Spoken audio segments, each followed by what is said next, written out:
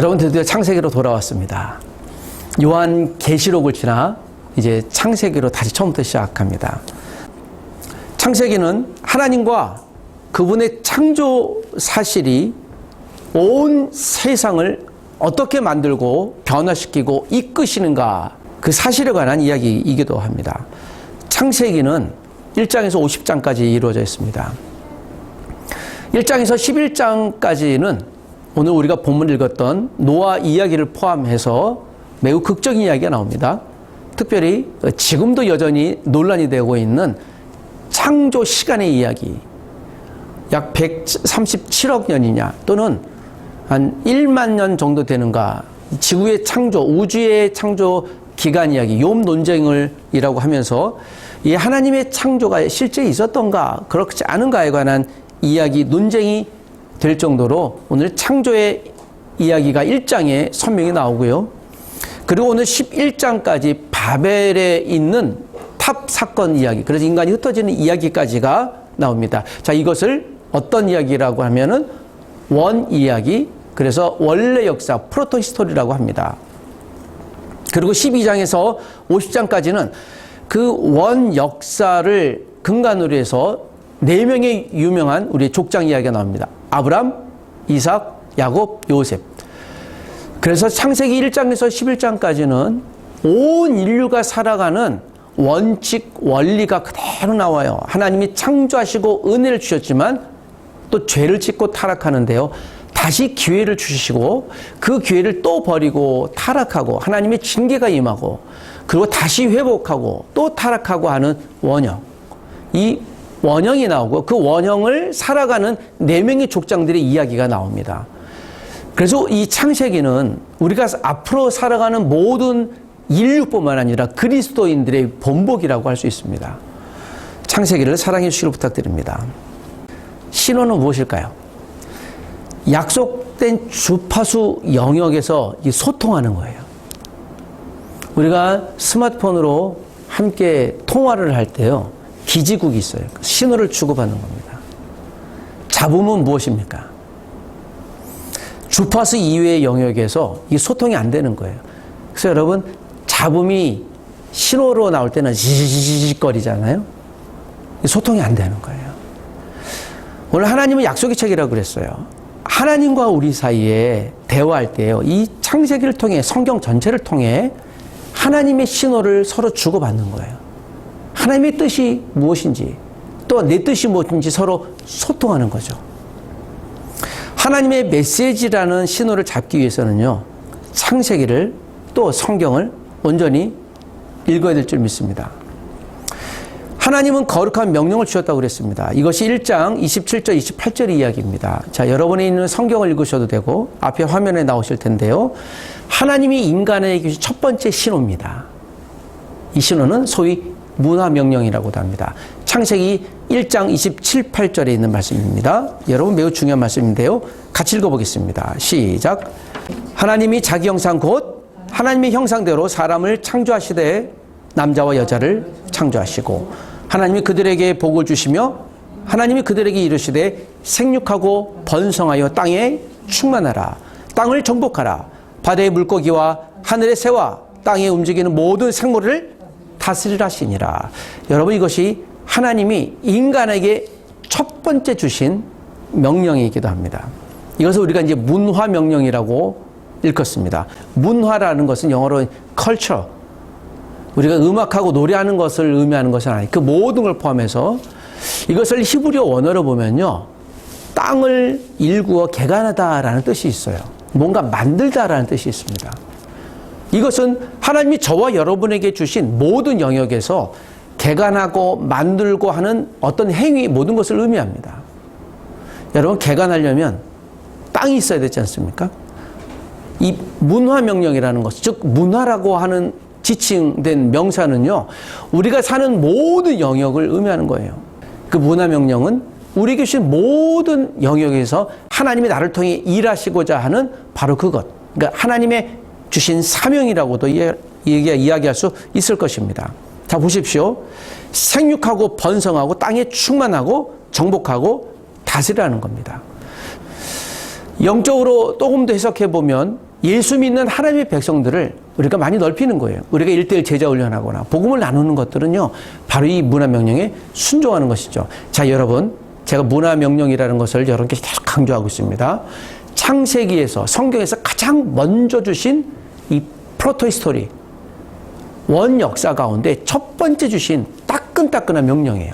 할 수 있고 해야 되기 때문에 그렇습니다. 1장, 2장에 하나님이 세상을 창조하고 이 문화 명령을 주셨는데요. 자, 이제 안타까운 이야기가 3장에 등장합니다.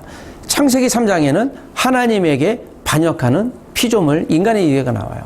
사단이 뱀의 옷을 입고 아담을 유혹하죠. 그리고 그 유혹에 넘어갑니다. 유혹의 내용은요, 하나님의 말씀에 불순종하게 합니다. 그래서 무엇이 들어옵니까? 죄가 드디어 들어오죠. 하나님이 지으신 아름다운 창조 세계에 죄가 처음으로 들어옵니다. 그 죄는요, 하나님의 말씀을 불순종하는 거예요. 그래서 성경의 죄에 대한 정의는요, 하나님의 말씀을 듣지 않는 것이에요. 여러분, 하나님의 말씀을 우리가 듣기 위해서 그래서 무엇을 알아야 될까요? 하나님의 말씀을 알아야 되겠죠. 이것을 이제 문화 명령이라고 하는 것이에요. 그래서 여러분, 성경을 읽고 배우라고 하는 것입니다. 4장에는 가인과 아벨의 이야기가 나와요. 인류 최초의 살인 사건이 나옵니다. 5장에는 이제 그 아담의 족보가 계속 나오고요. 6장에는 하나님의 아들들의 이야기가 계속 나옵니다. 족보가 나오죠. 근데 이 하나님의 아들들이 사단의 자녀들과 합작하여 죄를 짓기 시작합니다. 하나님이 그들을 징벌하려고 합니다. 그래서 7장, 8장에는 그 유명한 노아의 홍수 이야기가 나옵니다. 노아의 가족 8명을 제외하고는 인류 모두를 물로 징벌했습니다. 그리고 9장에는 노아 가족을 구원하고 다시는 물로 심판하지 않겠다고 하는 약속을 무엇으로 주셨습니까? 무지개로 주셨습니다. 그리고 노아와 세 아들들의 이야기가 나와요. 새로 이제 번창하는 이야기가 나옵니다. 그리고 10장에는 족보가 나옵니다. 아이러니하게요. 이 노아와 그 아들들의 족보 가운데는요, 요새의 이야기로 좀 격하게요, 조폭이 나와요. 어깨가 나와요. 사람을 폭력으로 제압하는 이야기가 나와요. 그리고 11장에는 바벨의 탑 이야기와 셈의 족보가 나옵니다. 인간이 흩어지는 이야기가 나옵니다. 자, 여기까지가 제가 프로토 히스토리라고 그랬습니다. 자, 이렇게 제가 간단하게 오늘 11장까지 이야기를 여러분께 소개해 줬습니다. 여러분 혹시 무엇을 느끼셨습니까? 마지막 11장에는요, 하나님이 인간을 흩으셨어요. 잘 보십시오. 하나님이 아담과 하와를 만드시고 생육하고 번성하라고 그랬어요. 그런데 결국 이들이 하나님으로부터 흩어졌습니다. 여러분, 왜 흩어버렸습니까? 바벨의 탑을 쌓으면서 그들이 흩어지지 않기를 원했어요. 어깨에 있는 힘을 쓰는 자가 힘을 모아서 폭력으로 사람을 위협하고 죽이고 내 말을 안 들으면 이라고 협박하면서 그들을 하나로 모았어요. 이게 바벨의 탑의 사건이에요. 이걸 이제 구자라트라고 하는데요. 이 높은 곳에서 무엇을 했겠습니까? 사람들이. 흩어지지 못하게 감시한 거예요. 감시하고 하나로 모으는 거예요. 그래서 여러분, 탑이라고 하는 것은요, 지금으로 해석하면 이 영어로 city라고 합니다. The city of 바벨. 바벨의 도시예요. 그래서 도시는요, 성의 의미입니다. 흩어지지 못하게 하는 거예요. 여러분, 대한민국에서 가장 사람들이 많이 모인 성이 어떤 성입니까? 경성, 서울이라고 하잖아요. 여기서 어떤 일이 모여요? 왜 모이죠? 모이는 이유는 한 가지예요. 모든 사람, 단순하게. 왜 서울로 모입니까? 이것을 갖기 위하여, 돈을 갖기 위하여 모이죠. 그래서 부동산이 오르잖아요. 또 물가가 오르잖아요. 자동차 다 오르잖아요. 한 가지예요. 돈이 있기 때문에 모는 거예요. 바벨도 그러했어요. 이 돈을 모으기, 권력을 모으기 위해서 사람들을 무력으로 제압하다 보니 악하다 해서 하나님이 언어를 흩어버렸죠. 자, 하나님께서 인간들에게 기회를 주셨습니다. 은혜를 주셨어요. 그런데 이 기회를 놓쳐버렸죠. 저는 오늘 인간에게 주신 두 번째 기회, 하나님이 인간에게 재기의 기회를 주신 노아의 이야기를 여러분께 소개하려고 합니다. 우리가 이미 성경을 읽었고 성경 전체를 흐름들을 배웠기 때문에 살펴봤기 때문에 여러분들이 이 노아에 관한 이야기들의 흐름들을 지금은 이해하실 것입니다. 자, 여러분들의 눈이 오늘 읽었던 본문 9장 1장에서 7장까지를 함께 다시 한번 보시길 원하는데요. 여러분 1절과 7절 두 절만 한 번 더 읽어보겠습니다. 다시 창세기 9장 1절과 7절 시작. 하나님이 노아와 그 아들들에게 복을 주시며 그들에게 이르시되 생육하고 번성하여 땅에 충만하라. 7절 너희는 생육하고 번성하며 땅에 가득하여 그 중에서 번성하였더라. 여러분 오늘 노아의 홍수 이후에 약 366일 지나고 나서 노아가 하나님 앞에 예물을 드렸습니다. 홍수가 다 지나고 물이 빠졌습니다.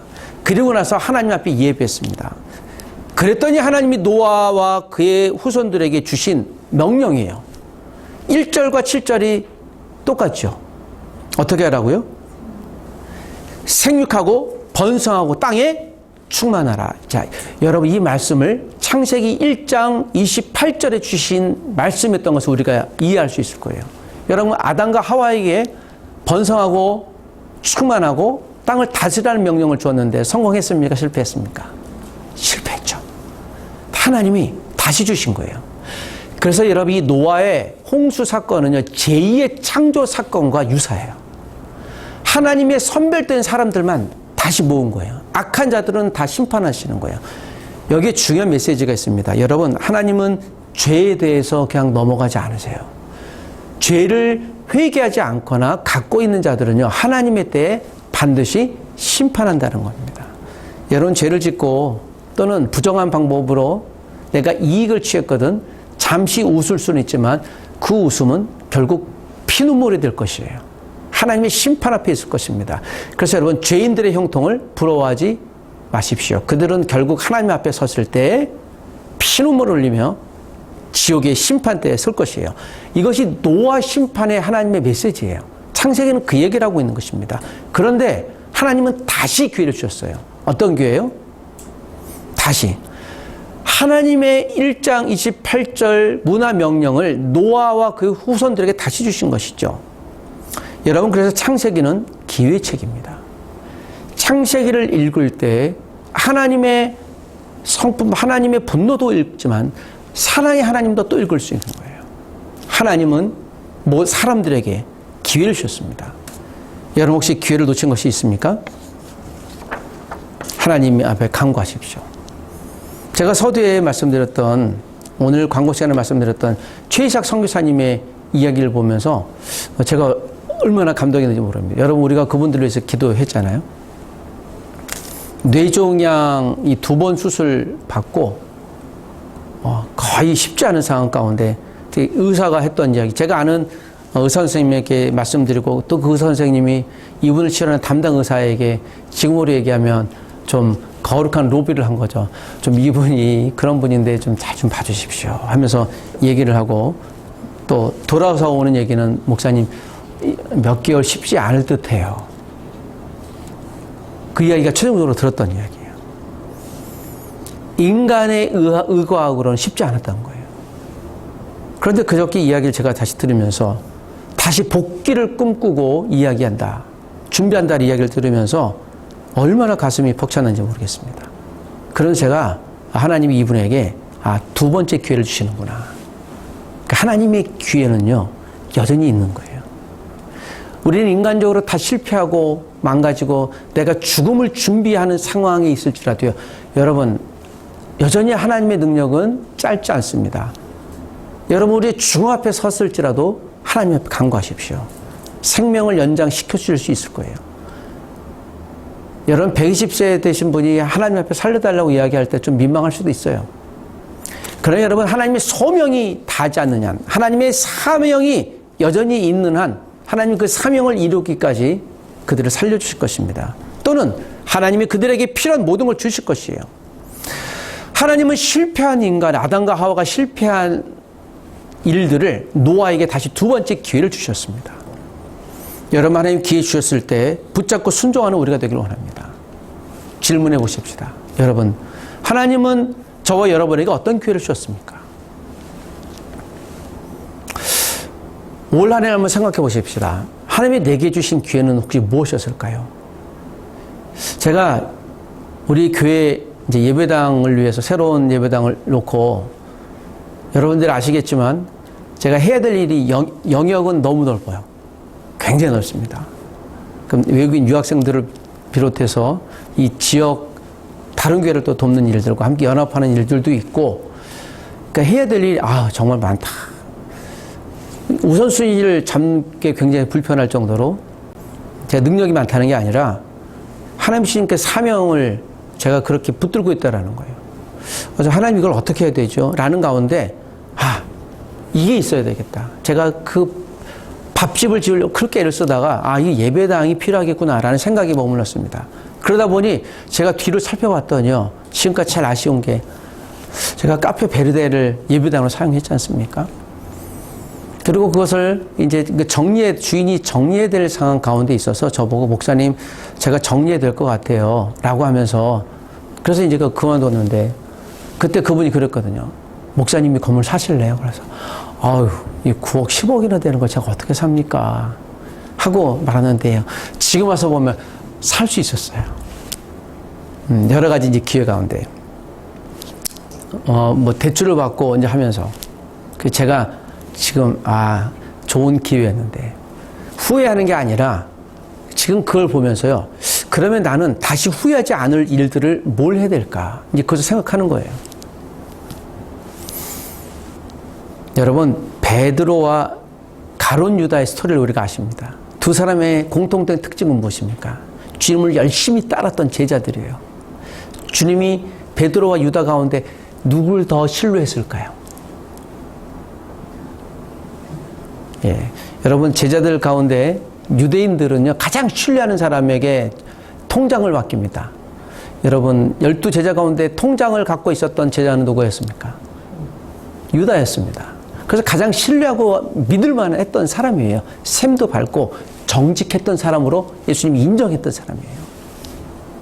그러나 우리가 베드로와 유다의 결과를 합니다. 베드로는 과정에서 실수도 굉장히 많이 했습니다. 좀 성격이 좀 터프하고요. 그래서 예수님이 십자가 달려 돌아가시 첫날 밤에 말고의 귀도 확 자르고 예수님 다시 붙여주고 늘 사고치고 예수님이 해결해주고, 그래서 베드로 보면 얘는 또 오늘 무슨 사고를 쳤을까 하고 염려될 정도의 열심은 있지만, 그래 유다를 보면 든든해요. 쟤는 믿을만해. 한 번도 돈 사고 친 적이 없거든요. 그래 여러분, 그리스도인은 마지막이 중요한 거예요. 창세기도 중요하지만 요한계시록이 중요한 거예요. 우리가 마지막에 하나님의 백성이 끝까지 남는 게 중요한 거예요. 잘 믿다가 2단, 3단, 5단으로 빠진 사람들도 있고, 또 외국돼서 어떤 정치의 극우에 함몰돼서 이스라엘 국기, 미국 국기 갖고 흔드는 사람들도 있잖아요. 그 정치 집단으로 빠진 사람들도 있고, 별별 사람들이 참 많이 있어요. 끝까지 잘 하나님 앞에 지키는 거 중요한 거예요. 베드로와 유다는 그런 의미 속에서 오늘 이 창세기에 노아에게 주신 기회의 중요한 본보기예요. 여러분, 베드로는 예수님을 마지막에 3번이나 부인했지만 그러나 끝까지 어떻게 했어요? 다시 예수님 앞에 나와 회개하고요. 그가 끝까지 십자가에 달려 죽기까지 순종했던 사람이에요. 그러니까 유다는 마지막에 어떻게 됐습니까? 예수님을 얼마에 팔았어요? 은 30에 팔았습니다. 예수님이 여러분 인신매매된 거예요. 그런데도 여러분, 마지막에 유다가 결정적 가장 큰 실수한 건 뭐예요? 예수님을 팔았던 것보다 더 큰 실수는 무엇입니까? 사도행전 여러분 1장 보시면 아시겠지만 유다는 어떻게 죽어요?